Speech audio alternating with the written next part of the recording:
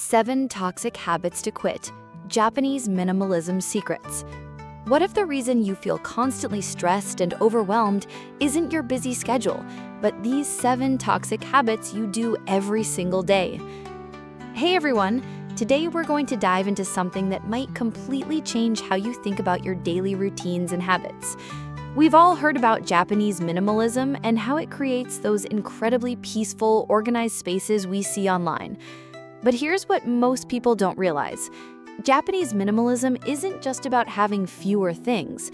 It's actually about breaking free from toxic mental and physical habits that keep us feeling scattered, stressed, and constantly behind. The Japanese have been practicing these principles for centuries, and what they've discovered is pretty eye-opening. There are specific habits that most of us do without even thinking about them, and these habits are literally sabotaging our peace of mind and our ability to feel content with our lives. Today, we're going to uncover 7 of these toxic patterns and learn how Japanese wisdom can help us break free from them once and for all.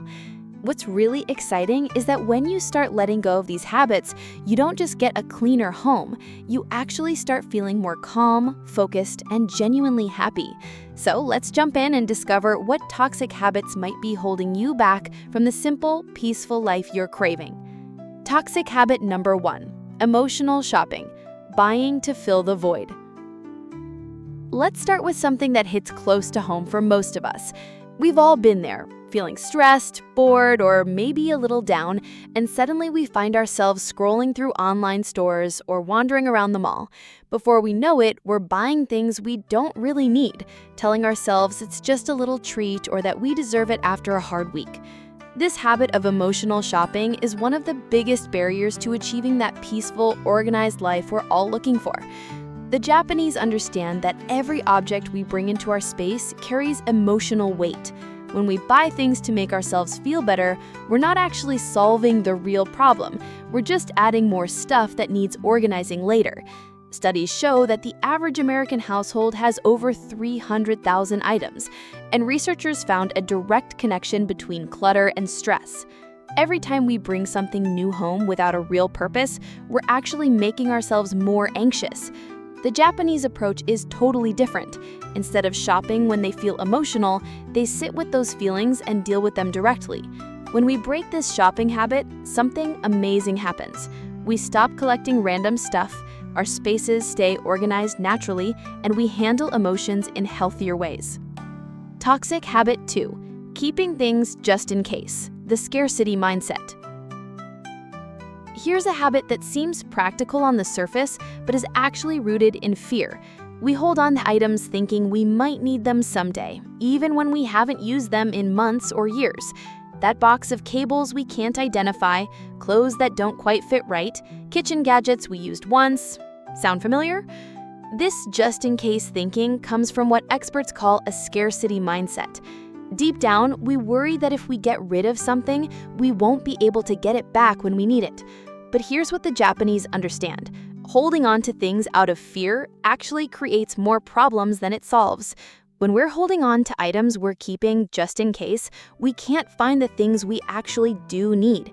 We waste time searching through clutter, feel overwhelmed by all our stuff, and often end up buying duplicates of things we already own but can't find.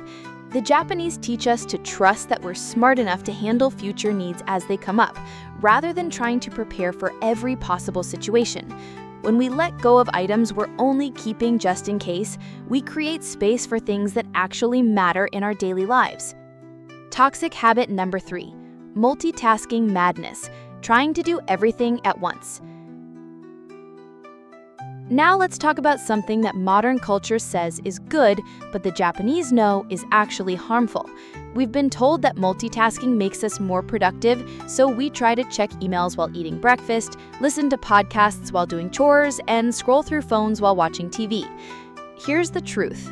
Science shows that multitasking is actually impossible for our brains.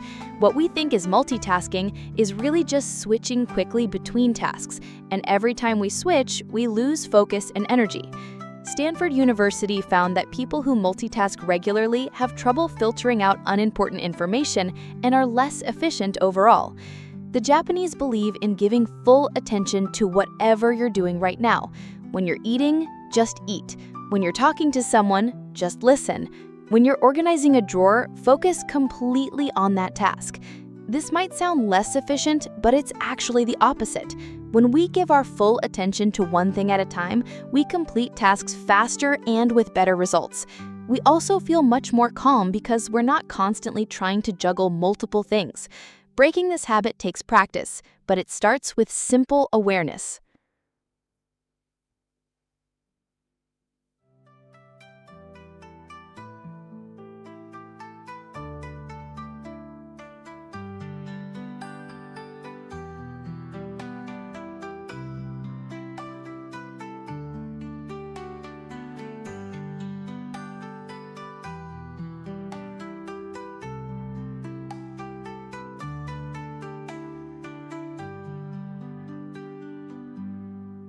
Toxic habit 4. Digital hoarding, keeping every photo, email, and file. Here's a modern toxic habit that didn't exist before smartphones. We keep thousands of photos on our phones, never delete emails, bookmark articles we'll never read again, and save files just in case on our computers. Just like physical clutter, digital clutter creates mental stress. When your phone storage is full, your computer desktop is covered in random files, and your email inbox has thousands of messages, your brain sees this as unfinished business. Even when you're not looking at these digital messes, part of your mind knows they're there and feels stressed. Research from UCLA found that people living in cluttered environments have higher stress levels throughout the day. This includes digital clutter. When our devices are messy, it affects our stress just like a messy room does. The Japanese practice digital minimalism by keeping only what serves a current purpose. This means regularly going through photos and keeping only meaningful ones, unsubscribing from emails you don't read, and deleting files you'll never need. One simple way to start is setting aside 15 minutes each week for digital decluttering. You'll be surprised at how much lighter you feel when your digital spaces are clean.